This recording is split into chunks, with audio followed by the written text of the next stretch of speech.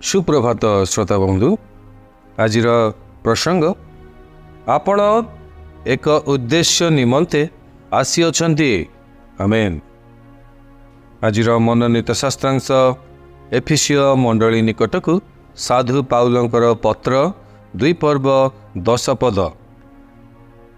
कारण आम्भे माने ताहुक रचना जे समस्त सत्कार्य आम्भे माने करिबु बोली ईश्वर पूर्वरु आयोजन करिथिले आचरण रे सेही सबु साधन करिबा निमंते ख्रीष्ट जीशुंक ठारे सृष्ट।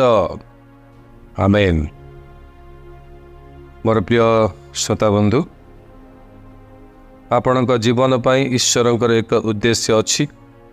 से आपणक जीवन रे करुथिबा समस्त कार्य पाई तांकर एक उद्देश्य अछि। हालेलुया। जोहन लिखित सुसमाचार 10 पर्व 10 पद एवं प्रथम जन 3 पर्व 8 पद सहित लूक लिखित सुसमाचार 19 पर्व 10 पद वाक्य अनुଯାयी प्रभु जीशु का उद्देश्य स्पष्ट थिला।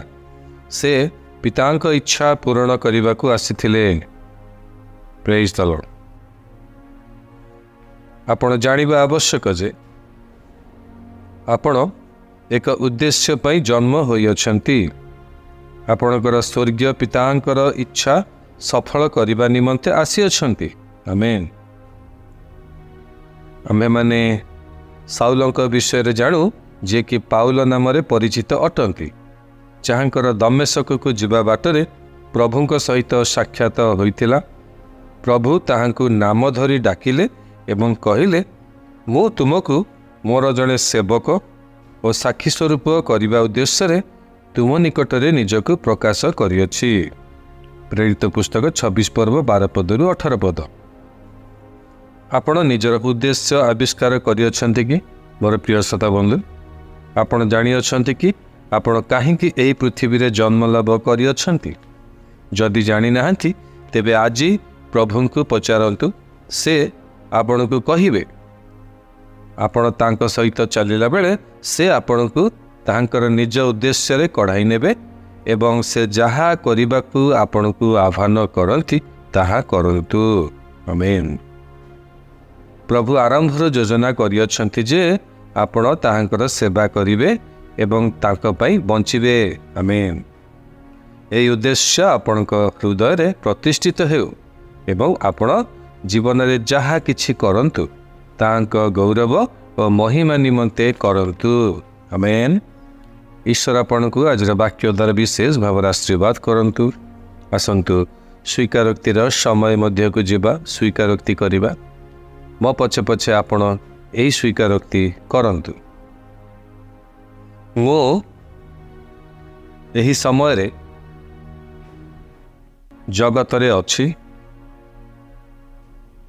एक उद्देश्य पाई जहा ईश्वर पूर्वरु प्रस्तुत करियछन्ति। से योजना करियछन्ति जे मु तांकर सेवा करिबी एवं तांको पई बंचिबी। मो माध्यम रे ताहांकर धार्मिकता पृथ्वी रे एवं मनुष्य मानकर हृदय रे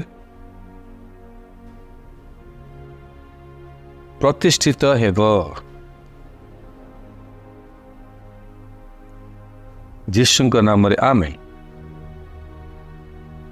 अतिरिक्त अध्ययन निमंते आपण पाठ करंतु जिरिमिया भाववादींकर पुस्तक 1 पर्व 5 पद। ईश्वर आपण को आज दिन रे विशेष भाव रे आशीर्वाद करने सहित आज वाक्य आपण एक उद्देश्य निमंते आसी अछंती। एई विषय बुझिबा निमंते प्रभु आपण को साहाय्य उपकार एवं अनुग्रह प्रदान करंतु। आमेन।